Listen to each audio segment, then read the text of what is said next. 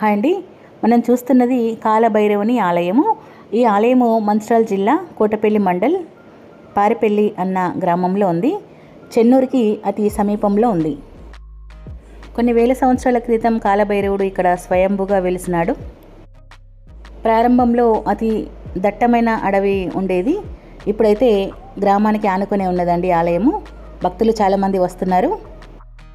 కాశీ క్షేత్రానికి కాలభైరవుని అనుమతి లేనిది ఎలా వెళ్ళరాదో, ఇక్కడ కాళేశ్వరానికి కూడా ఈ కాలభైరవుని అనుమతి లేనిది వెళ్ళరాదు అని కాళేశ్వరం సంబంధించిన స్థలం పురాణంలో ఉన్నది. ఈ ఆలయానికి అష్టమి రోజున కానీ అమావాస్య రోజున కానీ భక్తులు ఎక్కువగా వస్తారు. కూష్మాండ దీపాలు వెలిగిస్తారు. కాలభైరవ సాధన చేస్తూ ఉంటారు. కాలభైరవుని అనుగ్రహం ఉంటే ఆ కాలాన్ని మనకు అనుకూలంగా మారుస్తాడు. ఈ ఆలయం గురించి కానీ పక్కన ఉన్న గోదావరి నది గురించి కానీ స్కంద పురాణంలో సవివరంగా రాసి ఉన్నది. ఈ ఆలయంలో కాలభైరవునితో పాటు కాలభైరవి మరియు హనుమంతుల వారు కొలువై ఉన్నారు. ఈ పారిపల్లి గ్రామంలో కాలభైరవ ఆలయంతో పాటు బ్రహ్మదేవుని ఆలయం కూడా ఉంది. ఈ బ్రహ్మదేవుని ఆలయంలో బ్రహ్మదేవునితో పాటు సరస్వతీదేవి, పోతులూరి వీర బ్రహ్మేంద్ర స్వామి వార్లు మరియు విశ్వకర్మ కొలువై ఉంటారు. పారిపల్లిలోని కాలభైరవ స్వామి ఆలయాన్ని సందర్శించడానికి వచ్చిన సందర్శకులు పక్కనే ఉన్న బ్రహ్మదేవుని ఆలయాన్ని కూడా సందర్శించవలసిందిగా కోరుతున్నాను.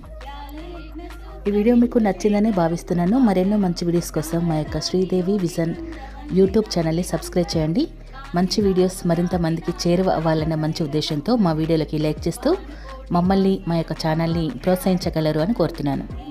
మరొక మంచి వీడియోతో మళ్ళీ మేము ముందుకు వస్తానండి. అందరికీ సెలవు. నమస్కారం. చూస్తూనే ఉండండి Sridevi vision. Thanks for watching. Bye by.